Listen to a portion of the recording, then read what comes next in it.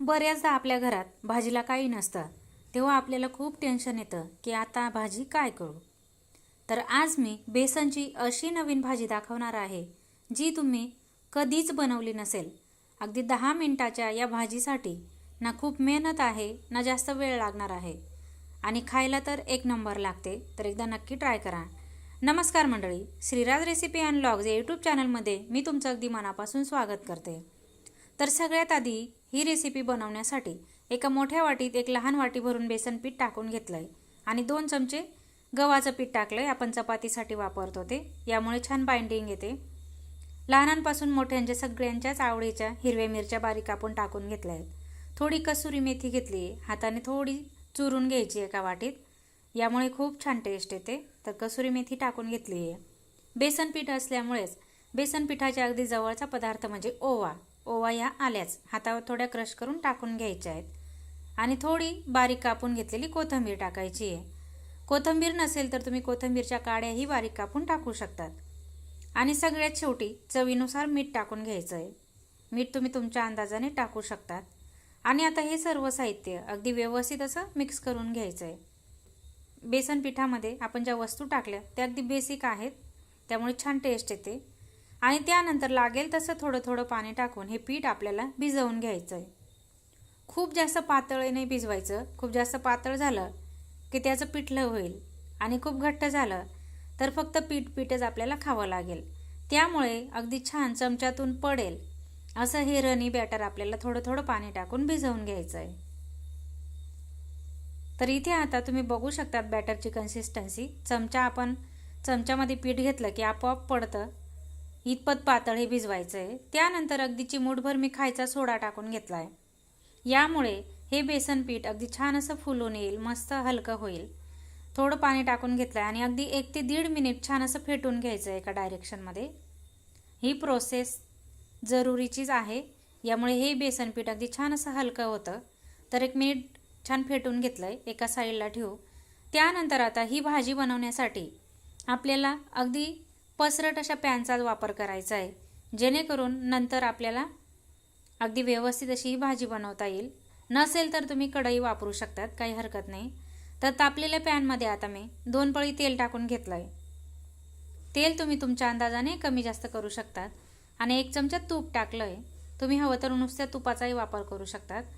तेल आणि तूप अगदी व्यवस्थित कडकडीत गरम झाला की अर्धा चमचा जिरं आणि 7 ते 8 लसूणच्या पाकळ्या बारीक कापून टाकून घ्यायच्या आहेत. आणि त्यानंतर आता 2 मोठ्या आकाराचे कांदे मी बारीक कापून घेतले होते, ते टाकले आहेत. आणि हा कांदा आता अगदी छान असा रंग चेंज होईपर्यंत परतून घ्यायचा आहे.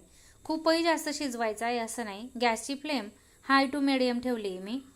आणि त्यानंतर थोडासा आल्याचा तुकडा घेतला आहे, तोही किसणीने किसून टाकून घ्यायचा आहे. तुम्ही हवं तर खलबत्त्यामध्येही आलं लसूण ठेचून टाकू शकतात. तर आलं टाकून घेतलं आहे आणि मस्त असं आता परतून घ्यायचं आहे. 1 ते 1.5 मिनिट कांदा मस्त परतून झाला आहे. आणि त्यानंतर आता एक मोठ्या आकाराचा टोमॅटोही मी बारीक कापून टाकून घेतला आहे. टोमॅटो आल्यावर अर्थातच मीठ हे येणारच, कारण मीठ टाकल्यामुळे टोमॅटो पटकन शिजतो. तर भाजीच्या अंदाजानेच मी चवीनुसार मीठ टाकून घेतलं आहे. आणि हा टोमॅटो आता मस्त असा मऊसूद शिजवून घ्यायचा आहे आपल्याला. अगदी 1.5 ते 2 मिनिटात टोमॅटो मस्त असा शिजतो. तर इथे टोमॅटो छान शिजवताच 1 चमचा बेसन पीठ टाकून घ्यायचं आहे, जेणेकरून टोमॅटोसोबत बेसन पीठही तेलामध्ये मस्त असं खमंग भाजलं जाईल. यामुळे या भाजीला छान बाइंडिंग येईल, म्हणून बेसन पीठ नक्की टाकायचं आहे.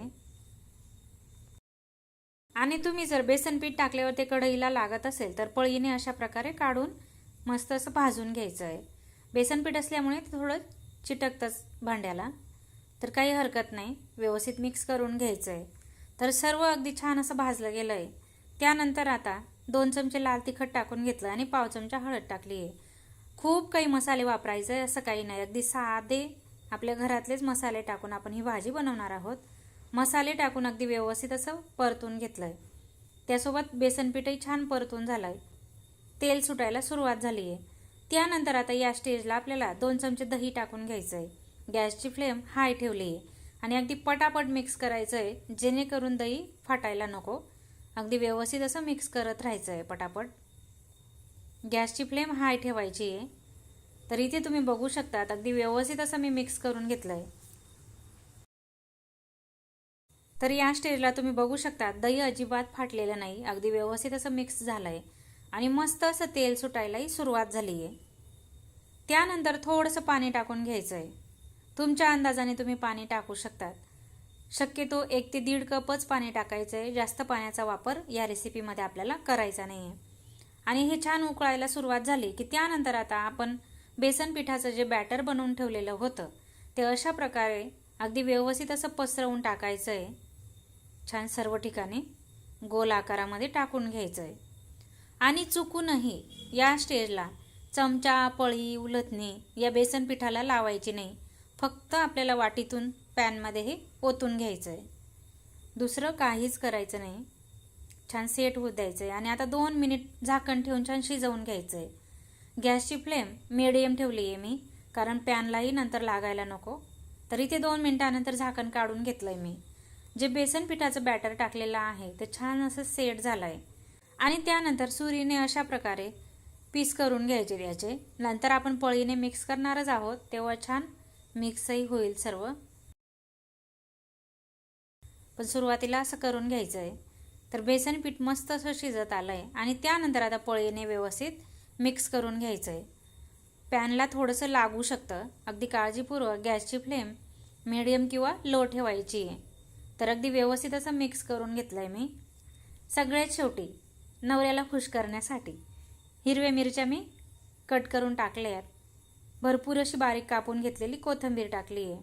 हिरवी मिरची टाकल्यामुळे छान स्पायसीपणा येतो या रेसिपीला. कोथिंबीर आणि हिरवी मिरची टाकून अगदी मस्त असं मिक्स करून घ्यायचं आहे ना अगदी झटपट तयार होणारी रेसिपी. तर नेहमी तुम्हालाही बेसन पिठाचे पिठलं किंवा पाटवड्यांची रस्सा भाजी खाऊन कंटाळा आला असेल तर ही रेसिपी ट्राय करून बघा. खूप छान लागते. भाकरीसोबत, चपातीसोबतही तुम्ही खाऊ शकतात. अगदी अप्रतिम अशी टेस्ट लागते.